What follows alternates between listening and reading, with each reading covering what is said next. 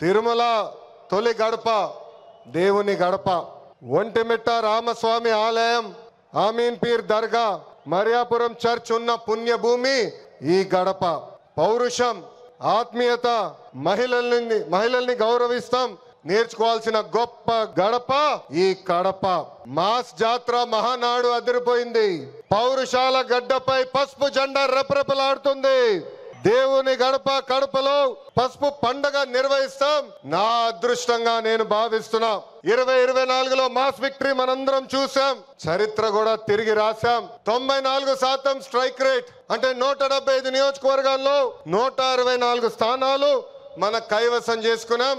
ఇది ఒక రికార్డు కాదు, ఆల్ టైమ్ రికార్డ్ అని సభాముఖం మీకు తెలుపుతున్నా.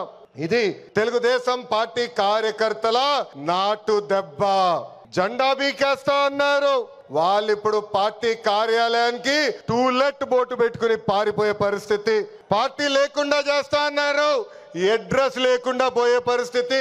వై నాట్ 175 అన్నారు, ప్రజలు ప్రతిపక్ష హోదా కూడా ఇవ్వని పరిస్థితి. మన బొమ్మలు పెట్టి బాక్సింగ్ చేశారు, ప్రజలే ఇప్పుడు ఫుట్బాల్ ఆడుకునే పరిస్థితి. ఏ తప్పు చేయని మన అధినేత చంద్రబాబు నాయుడు గారు బంధించారు. ప్రజలు ఏకంగా ఆ నాయకుడిని ప్యాలెస్ లో పెట్టి తాళాలేసి లాక్ చేసే పరిస్థితి. మన నాయకులు ట్రెండ్ ఫాలో అవ్వరు, ట్రెండ్ సెట్ చేస్తారు. సినిమా స్క్రీన్ అయినా పొలిటికల్ స్క్రీన్ అయినా ఆయన ఒక లెజెండ్. ఆయన పేరేంటి? విశ్వవిఖ్యాత నట సార్వభౌమ స్వర్గశ్రీ నందమూరి తారక రామారావు గారు. ఎన్టీఆర్ అంటే 3 అక్షరాలు కాదు, ఎన్టీఆర్ అంటేనే ఒక ప్రభంజనం.